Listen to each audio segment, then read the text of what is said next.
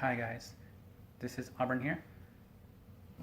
I'm about to go out on a trip, so before I leave, I want to go over basically all the Vultology signals as a general overview so that you guys have something as a reference for what exactly they are, especially those that I haven't described as explicitly as before. So here we go.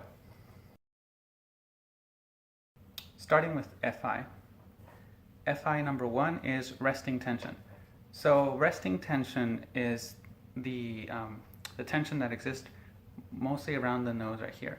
So a few things to note is that some people have that anatomy on its own, and it's hard to know whether or not the face is dynamically contracting upwards or if their facial anatomy is that way. So this is a very dangerous signal to overuse. You don't want to use just resting tension as a sign of Fi, because it could easily be, like in the case of Taylor Swift or many of the TISCs that we've come across, that's kind of how their mouth is shaped. So what you really want to go for here is not just tension going up towards the nose, but you also want to go for what I call like the H pattern of tautness. So you have going up here, but you also have a slight pull going down here and a splitting of the cheeks this way. So there's this H pattern to the way that the mouth contains itself, and it's vertical, so mostly the tension is going up and down in this vertical space around here. It's not doing this curtain effect as we see in FE. Fi2 is snarling smile. Now that is how it looks when it's snarling or smiling due to that resting tension. So if, for example, if you see what you think is Fi1 resting tension, you want to wait until they smile to confirm. And if when they smile, the smile again is contained in this kind of vertical container here, like it should smile going up, right? So it's kind of a sneer. So snarling smile is kind of a sneer smile, right? Because it's the muscles that are pulling are the ones that are pulling up and down here, not so much to the sides.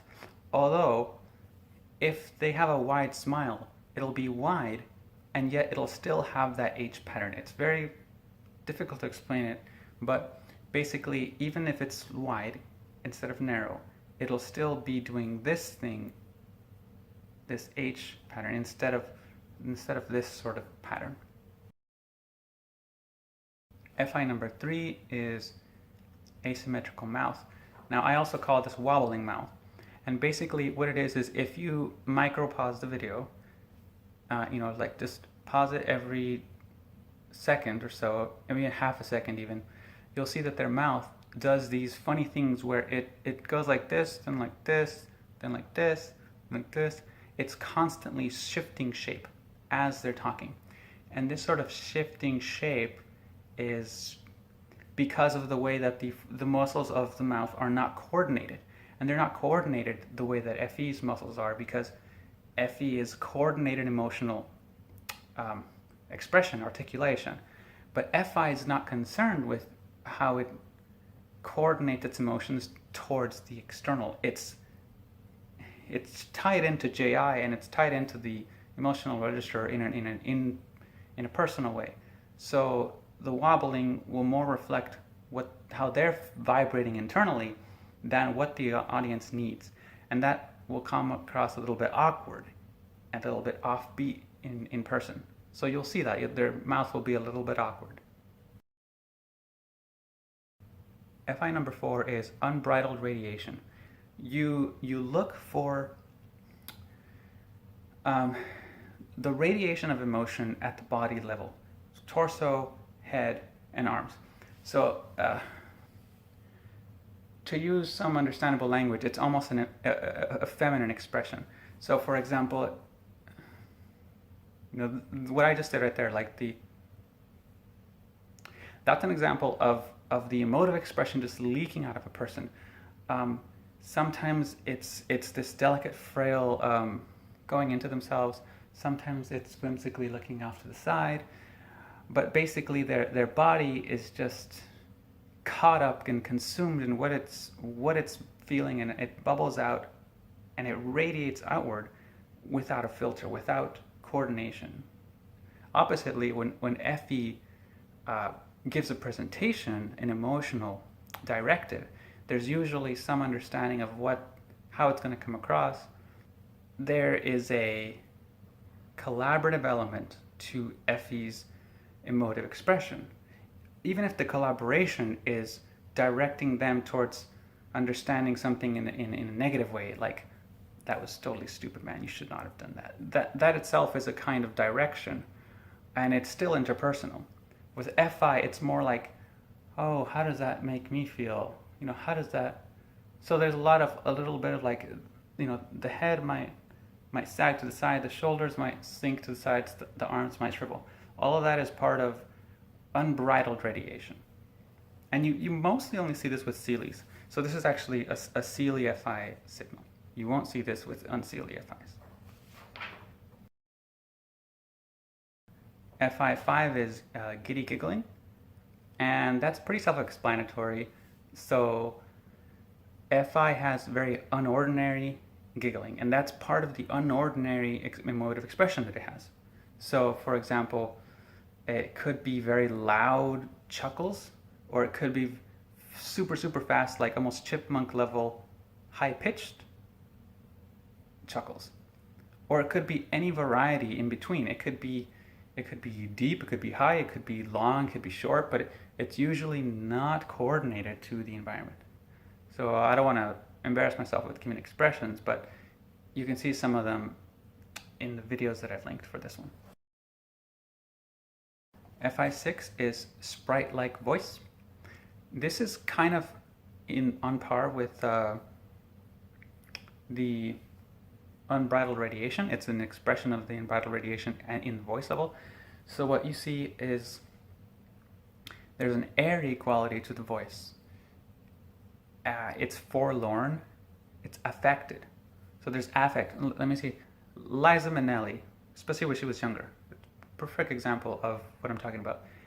There's this, almost like there's a whisper in the voice, and everything seems to hurt, and everything seems to affect them, but it can also be playful. It doesn't have to be wounded. That's another signal going forward.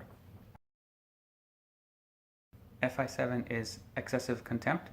This is more of an unseelie signal. So I have to differentiate this from contempt in general. So contempt is an Ekman signal, and that's listed as EK7, and that is exactly that. I don't care about them, whatever, F them, or that is contempt. It's moral superiority, right? Now, where Fi differs is as Fi is talking, this is happening unconsciously multiple times, not necessarily timed. You want to look at the timing, not necessarily timed to a moment that would warrant the judgment being explicitly communicated. So if they're talking, suddenly this will be happening, right? Like this. They'll be talking, and then they're talking about their friend, and that's excessive contempt. It's a little different from wobbling mouth. So wobbling mouth is more contained around this area. Excessive contempt kind of involves this cheek, this kind of, right? So, for example, coordinated contempt would be like if somebody says, "Oh, what do you think of Frank?" I don't care for Frank. See, that was timed to the question of what do you think of Frank? And the signal corresponds to the need to make a judgment about Frank. And that's not how Fi does excessive contempt. Excessive contempt for Fi is just kind of, just happens. Fi8 is wounded expression, and this manifests a little bit like Ekman's EK2, which is sadness. And basically, sadness is described as kind of the eyes look a little like this. There is an Fi resting tension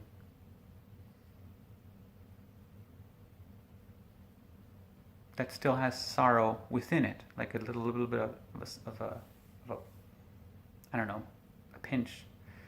And the eyes look a little bit, I don't want to say scared, but a little bit disconcerted. Now, this happens as part of FI's emotional radiation. If they feel a certain way about something, that's going to be the expression that's going to be kind of constantly on their face, especially if that's just how they are. This is more prominent with high FIs. The last two signals are kind of compound qualia signals, but I can break them down more or less. So Fi9 is sealing energy. So in some sense, this is the combination of Unbridled Radiation, Giddy, giggling, and Spritelike voice. But there's more to it than that. Those are just three examples of what sealing energy is like. But sealing energy as a whole is this tendency to be agreeable. It's an agreeable Fi that is, so usually the voice is a little bit higher pitch. The energy is a little bit more free in expression. So, for example, it's with sealing energy, you'll see that there's a lack of callousness to how things are said, and also there's a receptiveness of the body to the other party, even though they're still their own person. They're not trying to move the other party. They're not trying to make a dynamic between them, but they are open. They're permeable. This permeability manifests a little bit in the unbridled expression of the body, sinking and sagging, a little bit in the affect of the voice, and a little bit in the wounded expression of the face. Now, as a whole, you have to look at all these signals and make a call whether or not they overall have sealing energy or unsealing energy. So Fi10, unsealing energy, responds to the signals excessive contempt, a little bit of snarling smiles, depending on how it is, and some of the TE signals, which we'll get to later, such as nasal monotone voice and snippy head nods and snippy shoulder shrugs. So, snippy head nods and shoulder shrugs, just that sort of thing. And again, this. So if somebody's doing this all the time, like that's unsealing energy in some sense. But also, if the voice is just constantly a little bit annoying, like pinched, and all they do is kind of have this sass to them, then that's kind of an indicator of unsealing energy. The sass in the voice is a barrier. It gets pinched as part of the closedness of the person, the lack of permeability. In some ways, Fi is always permeable, but because they are permeable, and they don't stop being permeable, but because unsealing Fis are permeable, they want to fend off the threats, right? They want to, so they try to put this code around it to defend themselves. So it's not that they stop feeling or caring or loving.